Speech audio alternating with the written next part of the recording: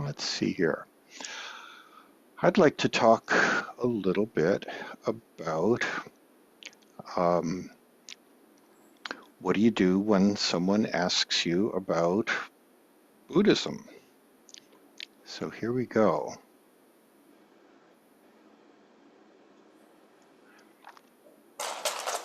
Bear with me for a second. I'm going to share my screen and read a bit from the Diamond Sutra. The Diamond Sutra answers the question, uh, let's see, what does the Diamond Sutra answer? How should one who has set out on the path of the Bodhisattva, how should one proceed? How should he or she control their mind? That is the main question posed by one of the Buddha's 10 disciples, Subhuti. That is the question that Subhuti poses to Shakyamuni Buddha. And so it's like a Q&A back and forth throughout this sutra. And there's one little Q&A that actually repeats itself throughout this sutra.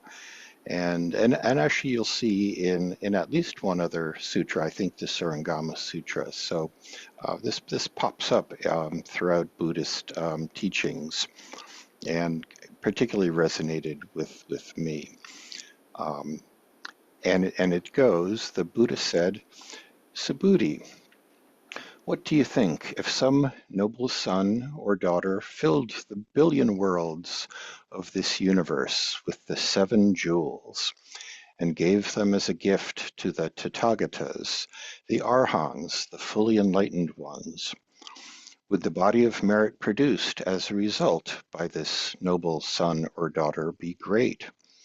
Subhuti answered, great indeed, Bhagavan. The body of merit produced as a result by that noble son or daughter would be great, Sujata. And how so? Bhagavan, whatever is said by the Tathagata to be a body of merit is said by the Tathagata to be no body. And does the Tathagata speak of a body of merit as a body of merit? The Buddha said, Subhuti, if instead of filling the billion worlds of this universe with the 7 jewels and giving them as a gift to the Tathagatas, the Arhans, the fully enlightened ones, this noble son or daughter grasped but one 4-line gatha of this Dharma teaching and made it known and explained it in detail to others, the body of merit produced as a result would be immeasurably, infinitely greater. And how so? Subhuti, from this is born the unexcelled perfect enlightenment of Tathagatas, Arhans, and fully enlightened ones. From this are born Buddhas and Bhagavans. And how so? Buddha Dharmas, Subhuti, Buddha Dharmas are spoken of by the Tathagatas as no Buddha Dharmas. Thus, they are called Buddha Dharmas. So that's kind of a roundabout way of saying you could give all the riches in the world as a donation to the Buddhas of the world. But if you share the teachings of the Buddha with someone else, if you embody them, understand them, and teach them, share them with another person, the merit you reap from that is immeasurably greater.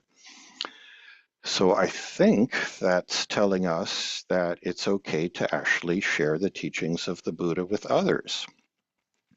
Now, my inclination would be to put on a white shirt, a tie, and a little name badge and go door to door and hand out pamphlets, but Taikozen won't let me, which kind of frustrates me to no end. So, what are we poor Buddhists going to do? but it's good to be prepared to answer that question because it's not an easy question to answer. Um, I suppose it's a lot easier if you're Christian. You just say, well, read the Bible. It's all in there. We Buddhists don't have kind of an easy answer to that question. So I'm going to share another thing here. You could, just start talking about the Four Noble Truths, the Noble Eightfold Path. You could start talking about emptiness, impermanence, the interconnectedness of everything, the very foundational truths, the foundational teachings of Buddhism, the relationship between compassion and wisdom. Um, and that's true. These are all foundational ideas in Buddhism. Now, personally, I'm not sure I could pull that off and make that work too well, because then we run the risk of falling into this trap. Because when explaining Buddhist, practice that way, this is how we think we come across. We think we're coming across like the Dalai Lama, but we run the risk of that. We sound like some crazy person explaining some woo-woo, crazy philosophy. So it's a little hard to put this stuff into words. Um, so what's a poor Buddhist going to do? Um, I mean, you could take the approach that Taikozen took 10 years ago, when I called up I got it, Ty. There we go. When I called up the temple, I was actually on got sucked into being on the board of directors of the Mount Adams Chamber of Commerce. And I was tasked with calling people who'd been nominated to be on the board of directors. Someone had nominated Taikozen. And so I'm going down the list and I see, oh, wow, there's a Buddhist temple in Trout Lake at Taikozen. So, I didn't even know there was a temple in my backyard, literally didn't even know. So I call him and I say, hey, my name is Scott C. And you've been nominated to be on the board of directors of on the Mount Adams Chamber of Commerce. Is this something you'd be interested in? And he, very politely said, well, I'm honored, but, I think I'll have to, politely decline. And, I was kind of Buddha curious. So I said, I didn't know that there was a temple in the area. What do you all do up there? And he said, well, we have services on Saturdays and, we do, ministry work at the hospital and we do teach meditation at the, at the jail and on Sundays we burn Christian babies. And, and it's like, I need to get to know this guy. He had me hooked. It's just, but that begs the question, what does it say about me that in that very short conversation, he knew that I was the kind of person that would connect with such a dark sense of humor? I mean, do I exude that kind of deviant behavior that he knew that he could get away with that kind of dark humor with me? So, okay, so that approach works with some people, like deviants like me. I'm not suggesting you try that with everybody. Um, so different approaches for different people, which brings us to the parable of the burning house that we learn about in the Lotus Sutra. And this story there is there's this house burning. A man's children are in the house, and the man is outside of the house, and he's trying to call to his children, come out of the house, come out of the house. And of course, the burning house is the samsaric world, the suffering of the world, all the worldly pleasures, and so on and so forth. And he's calling his children out. but they're not interested. They're having too much fun with the worldly pleasures of the world. And so he promises them a chariot. And to each child, he promises a chariot, their favorite chariot pulled by their favorite animal. And to each child, they see that the father is promising them, this really cool toy. And they come running out. And to the other child, he promises them another chariot pulled by their favorite animal. They come running out. And to the third child, they come running out. And lo and behold, he presents the three of them, not the chariot that they had been promised, but this grand chariot pulled by some animal symbolic of the power of Buddhism. I forget what. And it's, the symbolism there is that you serve up to each, whatever they are able to receive at the time. But ultimately, there's really only one thing that we're going to give them, the truth of the Buddha. Um, kind of a little bit analogous to, there's many paths to the top of the mountain, but there's really only one peak to the mountain. So the point being, there's lots of ways to explain Buddhism to lots of different people, but ultimately they're going to get to the same top of the hill. So, Cozen took one approach. It happened to work with me because I'm a bit of a deviant, and he probably saw that with his very intuitive sense.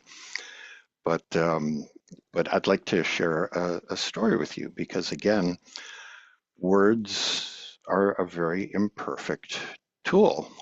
And you don't want to look like that crazy guy in that little meme that I shared with you there, trying to explain what Buddhism is all about. So, okay, so now I'm going to kind of skip to a really fun experience I had the other night. Excuse me.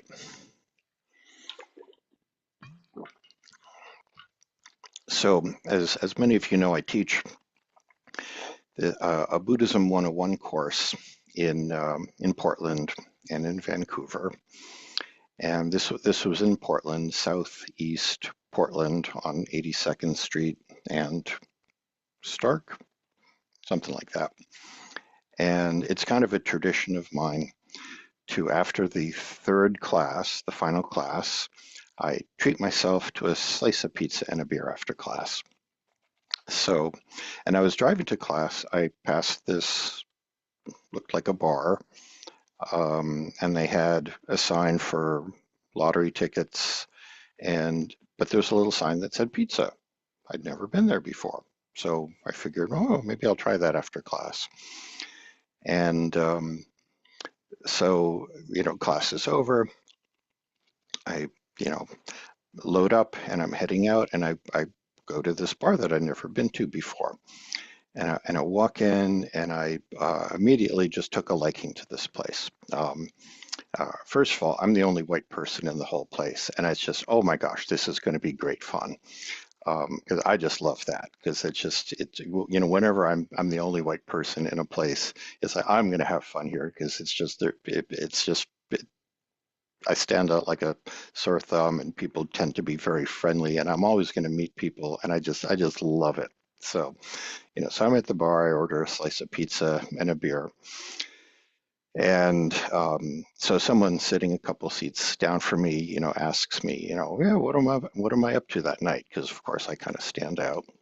I said, oh, I was just teaching this class in Buddhism at Buddhism 101 at the community college down the street. And, that's all very wholesome.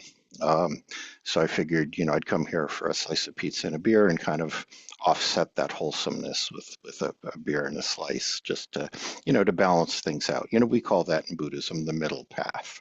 And, we're kind of joking around. And so I have my slice and my beer, and she's chatting with the bartender. And I'm kind of finishing up, and she's kind of finishing up. And I kind of sense that we're both about to leave. And so, I look over to her and I say, yeah, come on over. I'll teach you everything I know about Buddhism. And she looks at me like I'm, suspiciously. And I say, come on, trust me, trust me. She looks at me suspiciously. And I say, first of all, don't ever trust anybody who says trust me. Rule number one, never trust anybody who says trust me. So she comes over and sits next to me. And she says, well, I can't, I can't do this. I'm Christian. I said, don't worry about it. Yes, sir. Just have a seat. Have a seat. So I'm flipping through my phone, and she's again kind of curious. And you know how it is when you're flipping through your phone looking for a picture for someone, it always takes 10 times longer than if you're looking for a picture for yourself. So, I'm flipping through my phone and I show her this picture. And I just plop my phone down on the bar in front of her and I say, take a look at that. And she's looking at it and she's looking at it kind of closely because, the bar is kind of dark and the phone is kind of small. And big smile comes up on her face. And I say, you get that? She says, yeah, I get that. I said, okay, we're getting there. And then I say, okay, one more thing. Um, let's just take 3 deep breaths. And so I said, you with me? She says, yeah. And I said, okay, big deep breath in, and let's all do it. Yeah, join me here. Why not? You can never have too many 3 deep breaths. So big deep breath in, big deep breath out. Big deep breath in, big deep breath out. Big deep breath in, big deep breath out. And then I looked over to her and I said, yeah, how did that feel? She said, that felt really nice. It was very peaceful. And I said, that's what you should trust, what you feel in your heart. That's all you need. We have just practiced Buddhism. And we fist bumped, we took off, and within the course of 3 minutes, maybe, I think, maybe I'm flattering myself here, someone went to going, I can't do Buddhism, I'm a Christian, to, oh, maybe it's okay. Maybe it's not as threatening as I thought. So, and I could have thrown other stuff in there, but I figured short and sweet is good.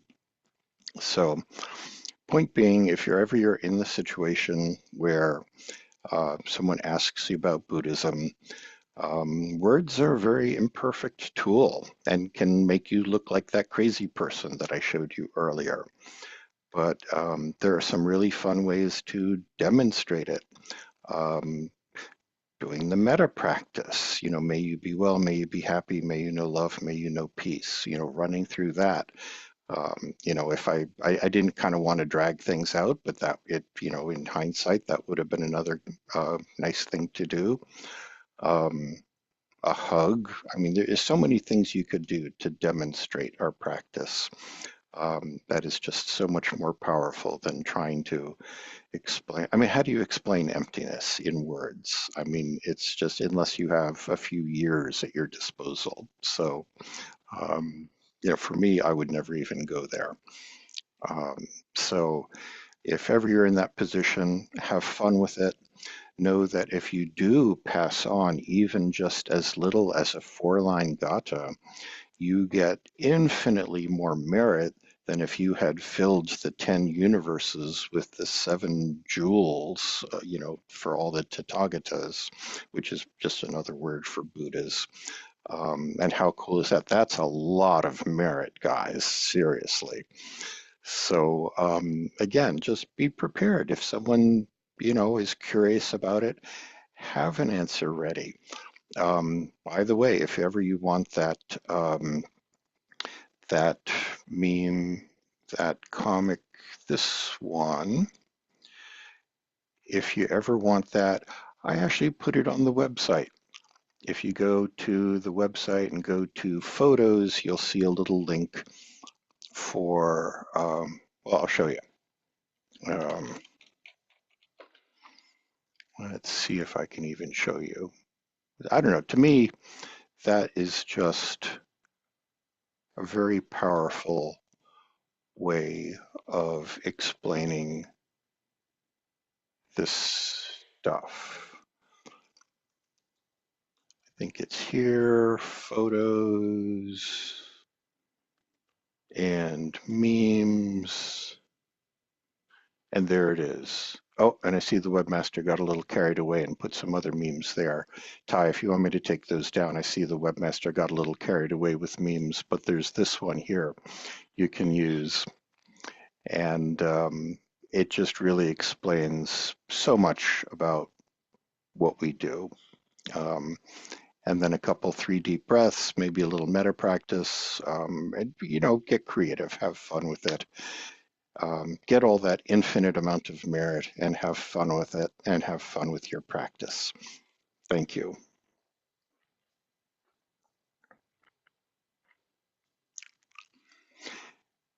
Any other, well, let me open up the floor since we have a few minutes. Any other thoughts on how you might explain, demonstrate, whatever?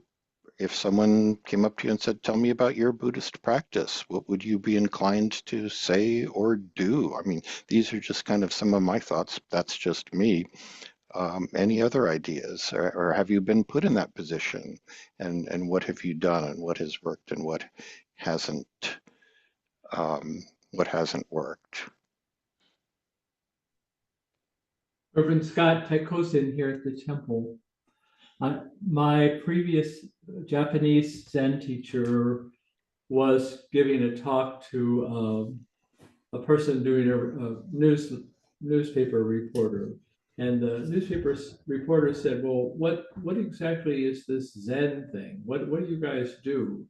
And my teacher walked him over to the window and said, see that guy weeding the garden? That's pretty good Zen. And then my teacher left. And the essence of being present is well captured in your cartoon. The essence of being kind and loving, well captured in your cartoon. And your talk was just perfect. And I can't believe you told people about the Christian baby story.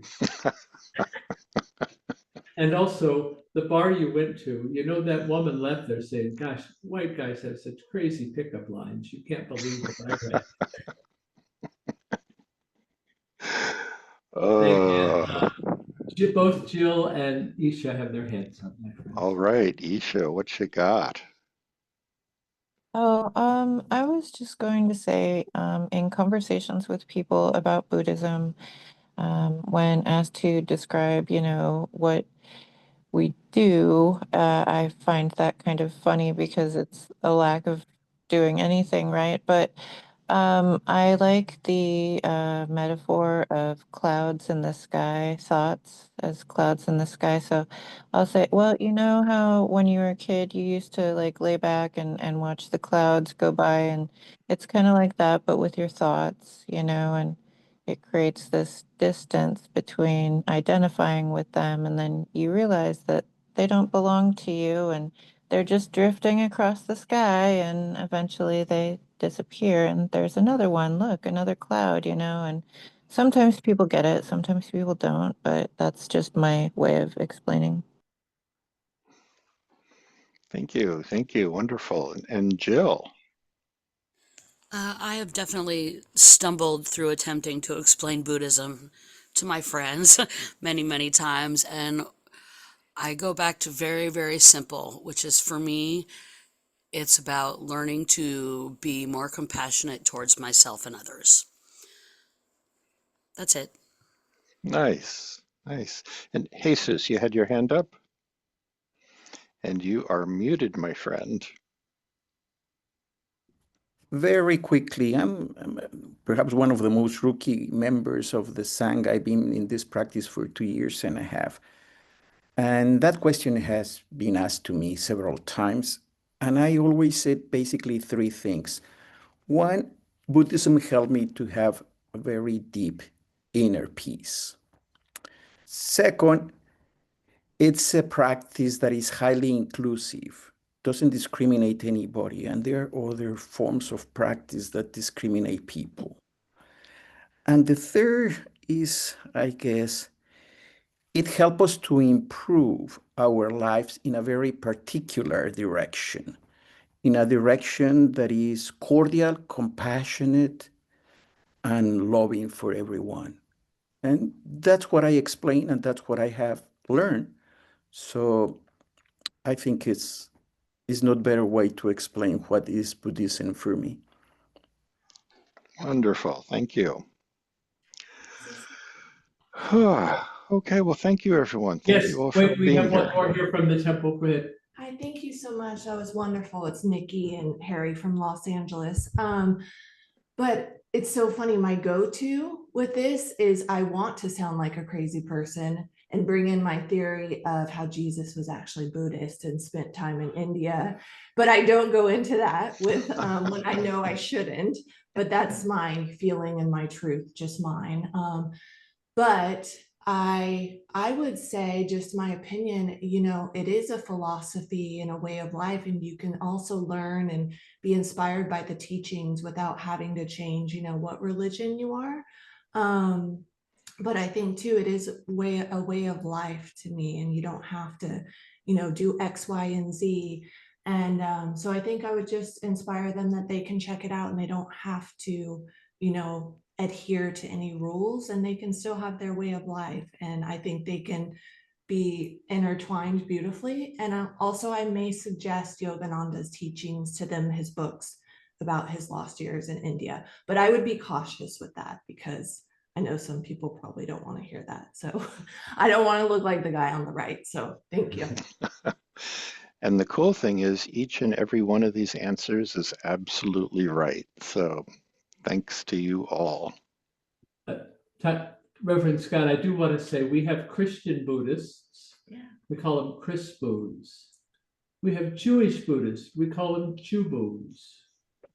We have Muslim Buddhists who we call Mobus. There's really no conflict. Buddhism is really about looking within. And if I could, to add to Reverend Scott's wisdom, all Buddhist statues just tell a story. Each hand position means something. Each body position and each type of Buddha or Bodhisattva all tell a story. We've had a Christian group come here and condemn our statues. We had to share, well, you know, we don't have any worship of them. These are just great stories reminding us to be kind, polite, and peaceful. And so that has made a difference in the lives of many people. Although I think in America today, a lot of us worship idols like new cars and big houses and skin colors and many other things, and churches they go to. Just a little addition there. Thank you, Reverend Scott. And Ty, do I remember correctly that you have statues on their way of the Virgin Mary and Saint Francis of Assisi? Actually, I did put a Virgin Mary in our Buddha garden. I want people to know that anyone who looks towards the face of faith, whatever that faith is okay. So there is 2 statues of Saint Francis and one of Mother Mary. And if I could figure out what a Protestant might like, I'd do it, but I'm not hanging a cross in that area. That's sort of a brutal thing. But I encourage Christians to be good Christians. And if you're practicing good Christian, you're already close to approaching some of the peace of the Buddhist teaching. For all faiths, wonderful welcome. Let us celebrate every step into peace for every being in every pathway. Good topic, Reverend Scott. It's not something we talk a lot about in this group. And by the way, Mormon Buddhists are called Morbus, and we have a few of those running around. And we also have Krasbus, which are the crazy people Buddhists, which I'm not going to say who that is in this group, but they're sitting there looking innocent, drinking coffee. I think you're making some of this up, but that's okay.